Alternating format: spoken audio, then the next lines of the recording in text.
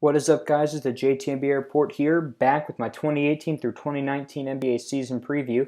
And today we are here with my 15th ranked team, the New York Knicks. Yes, Knicks fans, finally, I think you guys will make the playoffs this year. If, and this is a big if Kristaps is healthy. And I think that everybody would agree with that. You know, the Knicks really took a couple big steps forward last year. Then they took a big step back when Kristaps got injured. But I honestly think that if Kristaps had remained healthy, they could have been able to make that eighth seed. And the crazy thing is, they made very few signings. They retained Enes Kanter, but they improved a lot, I think. And when we get into what they did in the offseason, we're going to see why in a little bit.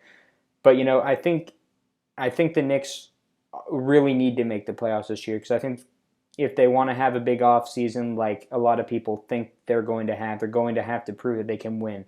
Now, of course, you know, if Kristaps is healthy, that's plausible. If not, it's not plausible at all because, you know, Kristaps is a top 5 player in the Eastern Conference, a top 20 player overall. But anyways, looking what they did in the offseason, I believe that they might have gotten the steal of the draft. Now, I know I said that Luka was a steal in the draft, but he was top 5. Kevin Knox has looked incredible in Summer League, and they needed a small forward bad.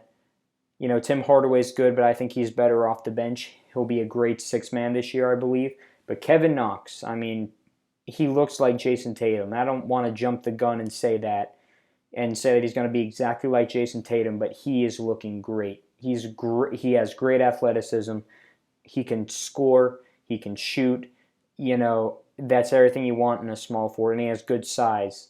Now, I guess the only thing that might be questionable is his defense, but we'll have to wait and see. But as of right now, I think the Knicks, again, I predicted that he'd make the Rookie of the Year final 3. I still think Luka's going to get it, but if there's going to be a guy who could upset Luka, I think it'll be Kevin Knox.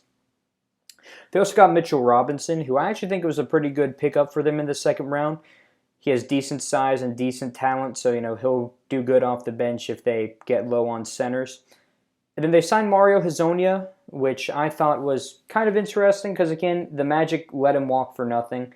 He was a top 10 pick a couple years ago, and you know maybe he can revive his career with the Knicks as a spot-up shooter or as a slash and dash type of player, but we'll have to see. And then they also, I believe they re-signed Luke Cornett. That's my mistake. I don't know much about Luke Cornett, but from what I've read on him, he's a decent guard, so that's good for them. You know, just keep up that good depth. And then they lost Kyle O'Quinn. You know, this might come back to be a decent loss for him because Kyle O'Quinn was a good hustle player and a good locker room guy, but I think that they might have drafted Mitchell Robinson to try and fill his role now that he's gone. So we'll have to see. You know, Mitchell Robinson's either going to get a lot of minutes or he's not going to get any minutes. The Knicks are like that. They'll either play the rookies a lot or they'll barely play them at all. So we'll just have to wait and see what happens with that.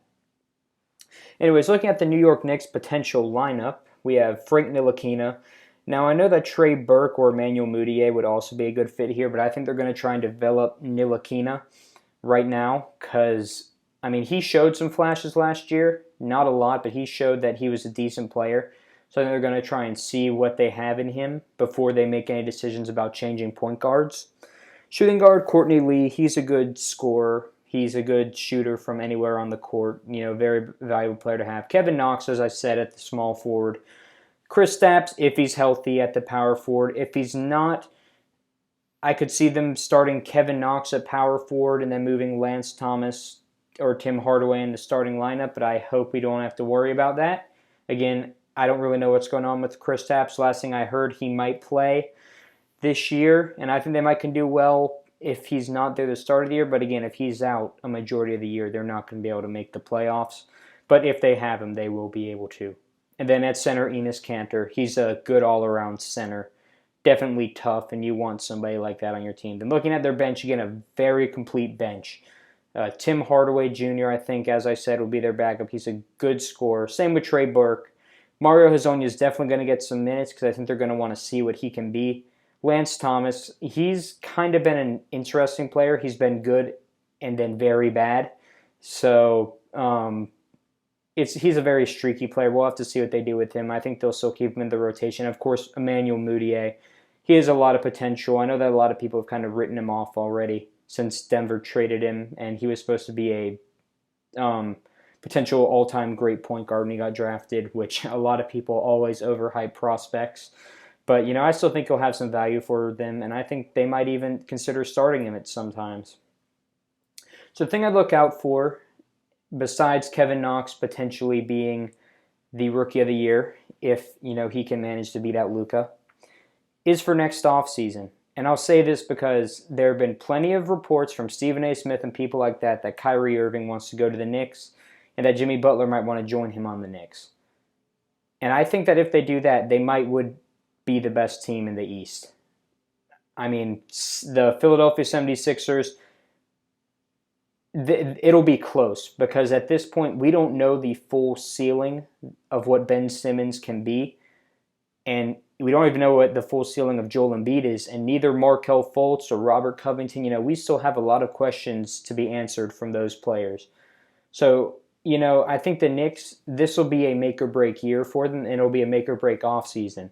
Because, if they have a chance to get Kyrie Irving, who I personally believe might be the best point guard in the league, definitely top 5, you go out and get him. And even somebody like Jimmy Butler, you need guys like that. And with Kristaps, I think that could be a killer combo. And then I don't think they'd have to give up Kevin Knox unless it's a sign-and trade.